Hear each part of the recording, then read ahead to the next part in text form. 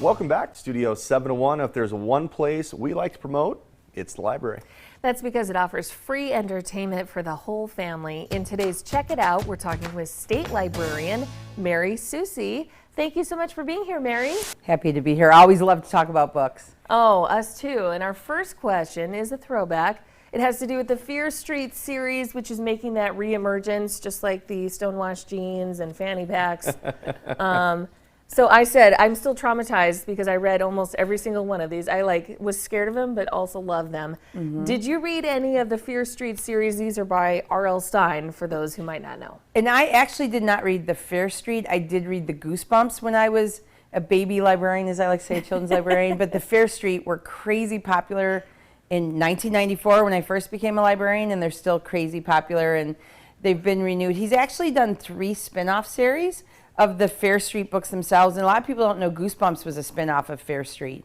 The Goosebumps are for a little bit younger kids, so they're a little less scary than the Fear Street ones, and he revived them in 2018, which is why there's now a Netflix series. Yeah. And you brought recommendations for every age group, Mary. What do you maybe have in store for adults? I did. So keeping with the theme of book to Netflix, I brought the Torrid series. No way. Bridgerton. So we Did have you know? 2 of the new. I did not know. I did not, and I'm 3 for 3 now with word of the day. Yeah, so where's that's our really confetti? Fun. Mary got Torrid. Yeah, where's my confetti? So the Bridgerton are super popular, both in book series as well as the Netflix series. People can't quit talking about it.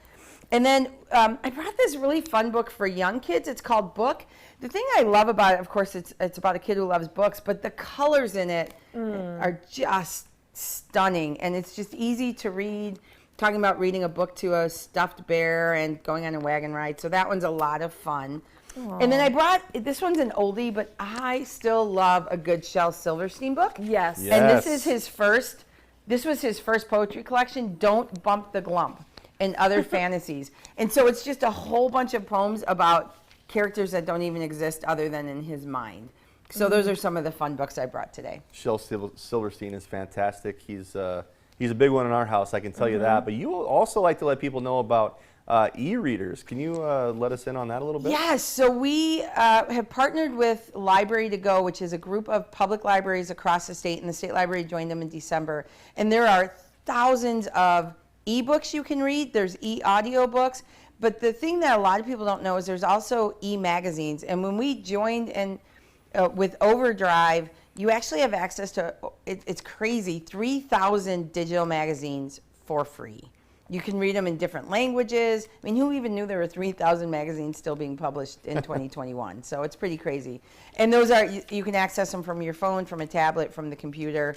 I love to throw an audiobook in when I'm doing just about anything, but in the car in the morning, when I'm getting ready. That way my husband doesn't have to listen to just snippets of my book. I can throw in my AirPods, and it's a lot of fun. One that I'm reading right now, I'm just breezing through, is by Jana De Leon. It's called the Misfortune Mystery Series. It's a lot of fun.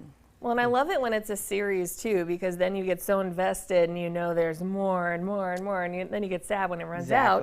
But what's that one about? So it's just got these ridiculous characters. It's based in Louisiana, real close to New Orleans, so think New Orleans characters.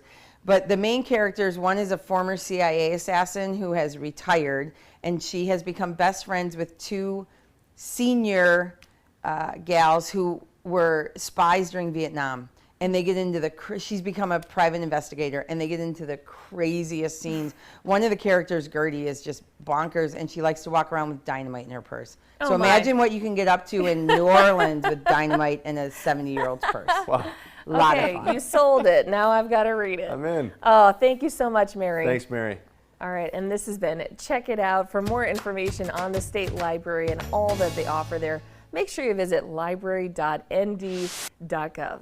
We're going to be doing that. All right, coming up next. If you like to read outside, I might just have some ideas for your backyard. Stay tuned for Real Estate with Jeff and how to stay cool on these hot, torrid summer days. I'll just give it to you.